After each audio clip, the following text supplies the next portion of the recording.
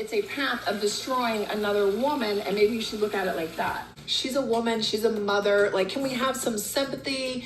Maybe you can see things from her perspective. I feel like Alexis would be reasonable. What's up, guys? Welcome back to my channel. So I'm here today to talk about The Real Housewives of Orange County, Season 18, Episode 9, A Picture Worth 1,000 Words. So be sure to like, comment, subscribe, and let's jump right on into it. First and foremost, I am so glad that Gina spilled the beans and inadvertently told Shannon about these videos coming her way. Because it's like, if she hadn't done that, it's like, what? They're also going to let Shannon just, like, get blindsided by it later on? Like, you know, she still has time to kind of, like, prepare and shit. So she got a heads up about the videos. She told her lawyer, you know, pay him whatever he wants. She's trying to handle it now. You know what I mean? So it's like, she was able to make that decision because she knew the full story, basically. I don't think anyone on the cast did Shannon any favors by, like, not telling her. I get they were like, oh my gosh, like, I'm nervous, like, I don't want this to, like, push her over the edge or whatever, but it's gonna come one way or another, you know? You're not gonna be able to shield her from this bullet once it hits, so, like, give the bitch a heads up. So, like, I'm glad that Gina told her. And, you know, Shannon, it was so heartbreaking. She was like, I'm so glad you told me. Thank you for telling me. And she's, like, crying. And Gina was like, I did not mean to tell her. And I believe that. It seemed very, like, in passing. You know what I mean? It was just, like, a component of, like, what she was saying. You know what I mean? So it was like, oh, fuck. Like, she just spilled the beans. The cat's out of the bag. But I'm so glad it is. And Shannon was able to get ahead of it, basically. Well, not really get ahead of it, but you know what I mean? Like, she didn't, like, get hit by the fucking train. She got to, like, you know, gather herself, prepare herself, you know, so I'm glad about that. But anyways, the episode kicks off with Heather and all of her kids. They're all at home, and they're reflecting on their, like, Orange County / LA lifestyle. The twins, they're both at college. I think Nikki's at USC, I believe, and the daughter Max is somewhere in Boston. I don't know what school she's going to up there. But her other two kids are very much now based in LA rather than Orange County. And Heather notes that LA just has a lot more inclusive opportunities for her kids. She notes that, you know, she has 4 children of different genders and sexuality. She said it so many times.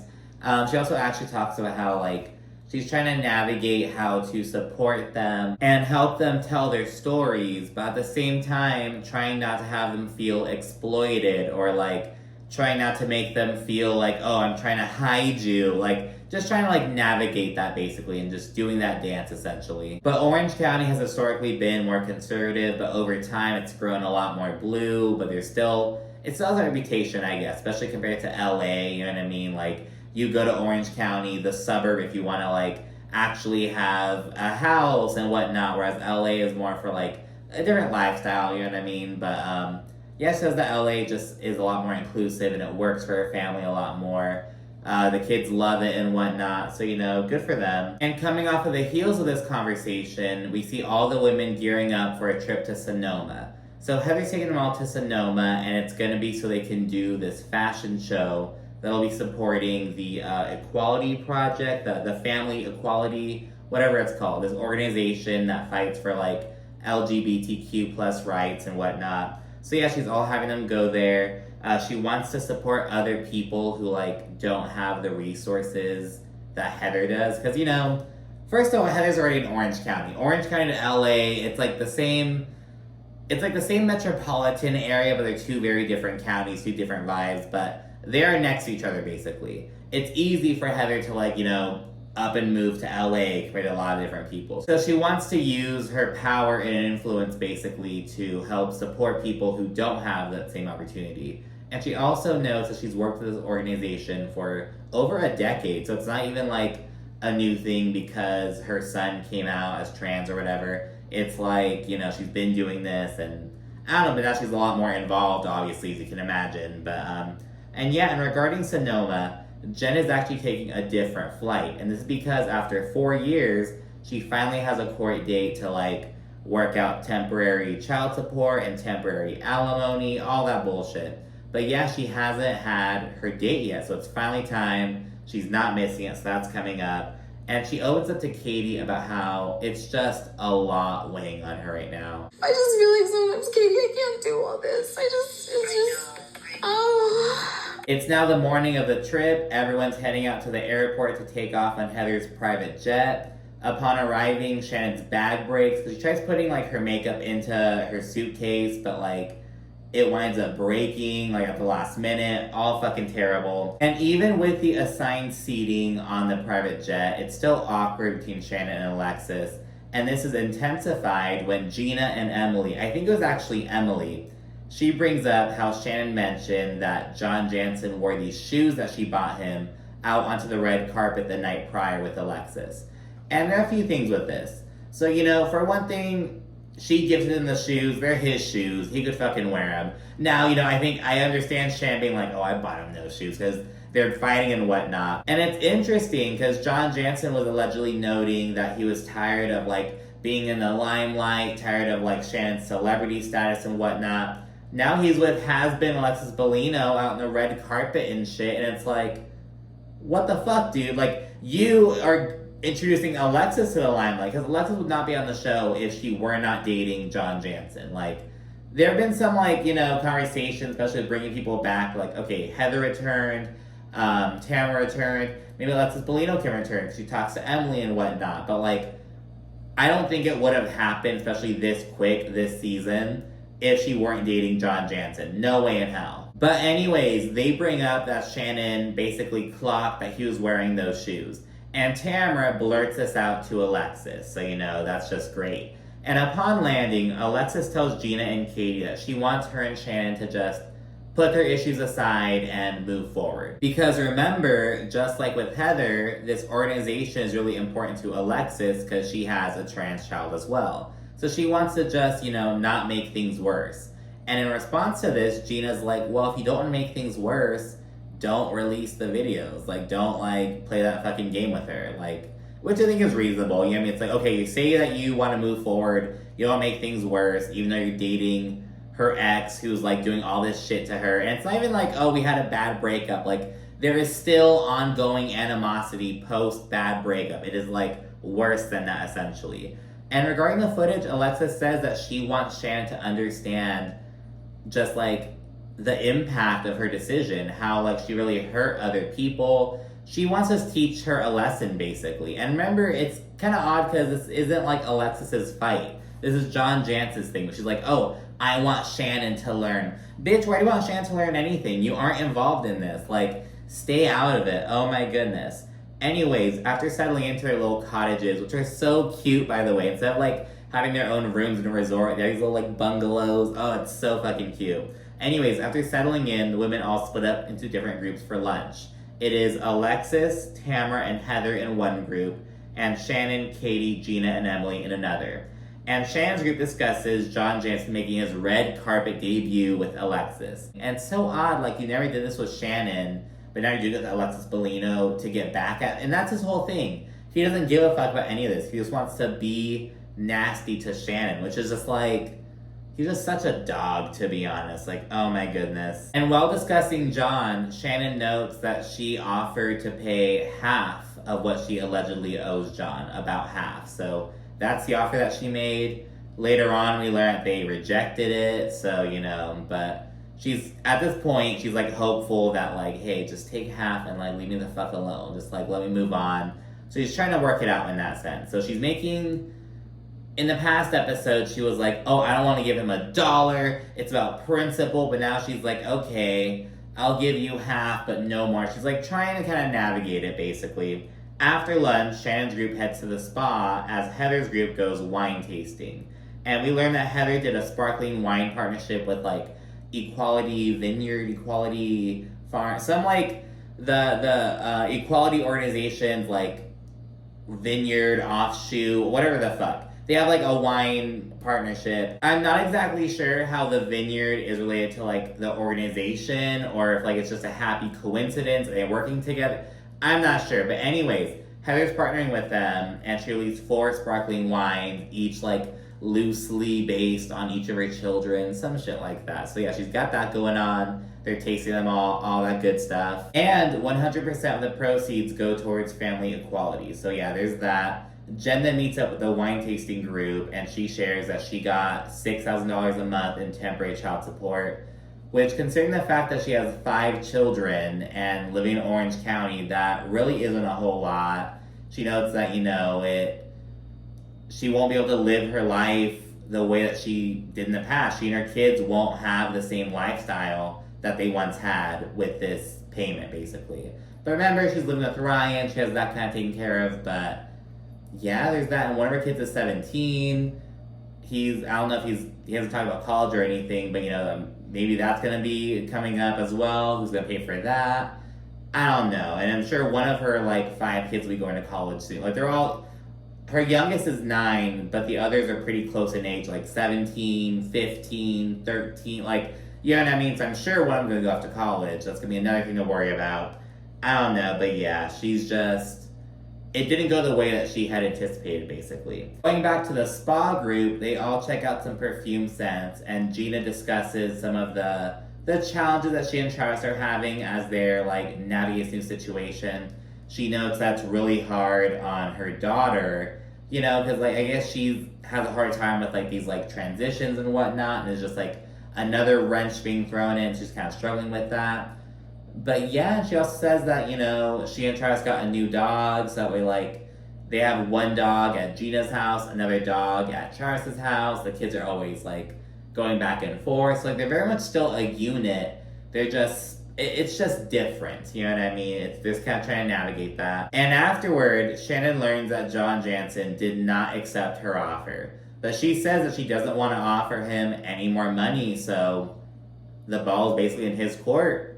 She's gonna have to go to trial, and she doesn't want to, but she doesn't know what else to do. And Emily says that she doesn't want Shannon to go to court, and Shannon says that she doesn't want to go either, but it's based on principle. She doesn't want to give him any more money, and she doesn't know what else to do. It's this whole thing, and I agree. It wouldn't be a good idea for Shannon to go to court for that, but it's she's trying. He doesn't want half. He wants the whole damn thing. She doesn't want to pay it. She's but she's making progress. She's kind of working on it, basically. Shannon cries, and Emily and Katie say that they think she should just write a check and move on. Just take the L and move on, girl. And I can so relate, because last year I was making good money at this really toxic ass job, and things got really bad really quickly, and I could have done the quiet quitting thing, but I was it's just not worth it. So I quit in the fucking spot.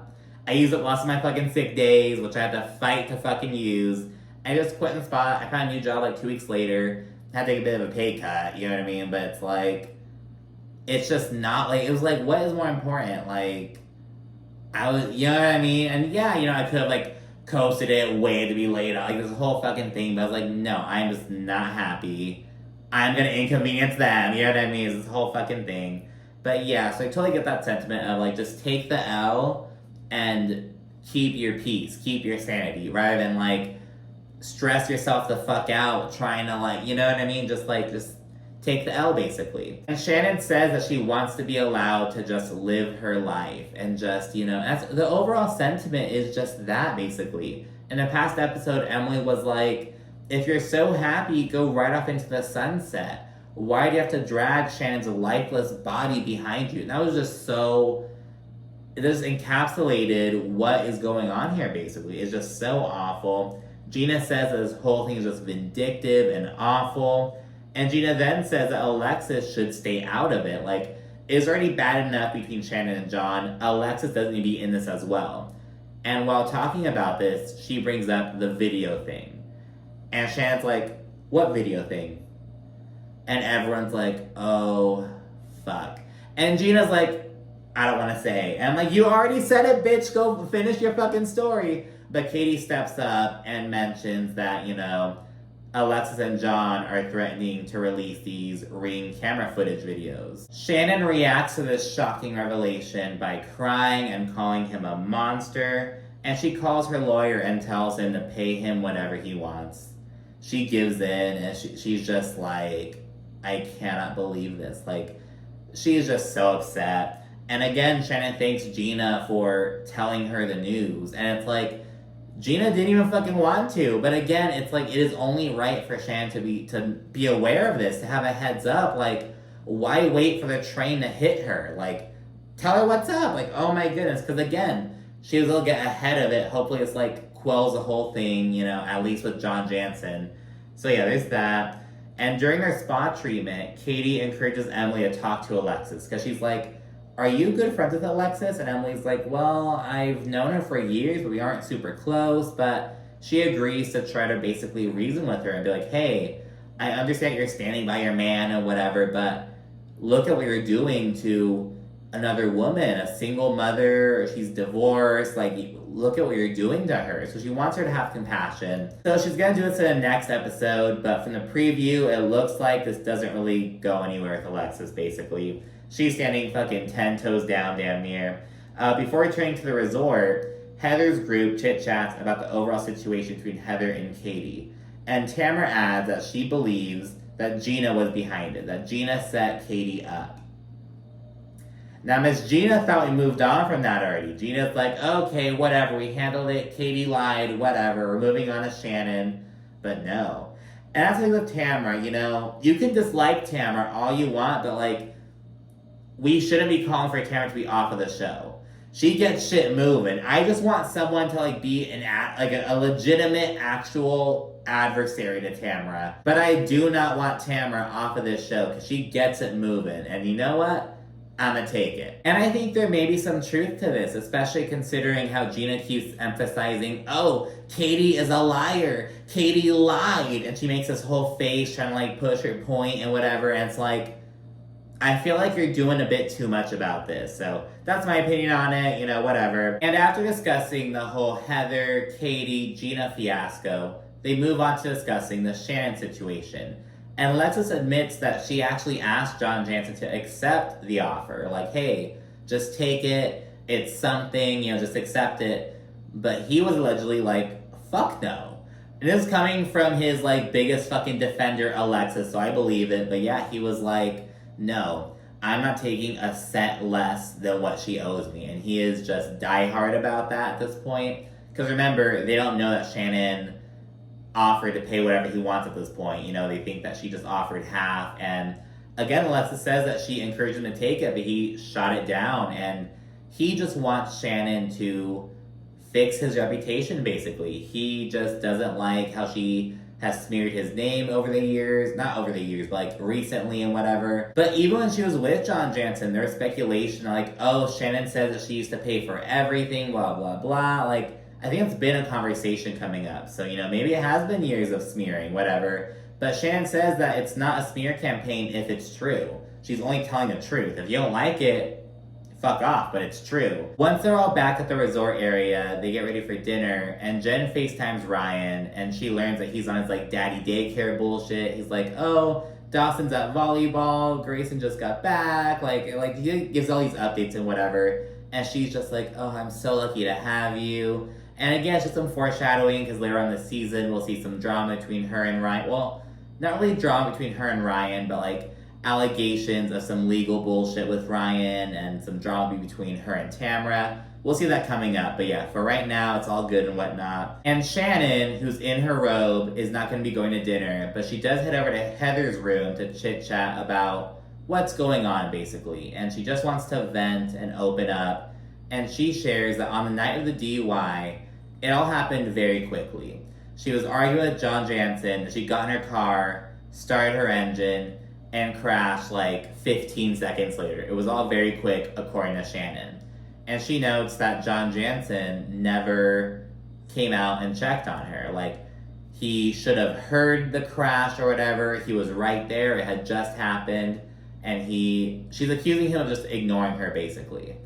And while she was recently going through her texts from that night, like seeing like what had gone down, basically, she saw that she had actually texted him a picture of herself after the accident. And she had no recollection of that. And she shows Heather the picture, and we see that she was all bloodied and whatnot. So he's basically venting to Heather about how, like, John Jansen was not there for her on night of the DUI, basically. She says that he's so worried about looking like the good guy and whatnot, but in reality, he's just a piece of shit, essentially. And yeah, the whole thing is to be continued. We'll see some more next episode. But yeah, I just feel really bad for Shannon, you know. And again, last season, once, you know, I heard about the DUI and whatnot after she was being awful to Gina about her own DUI.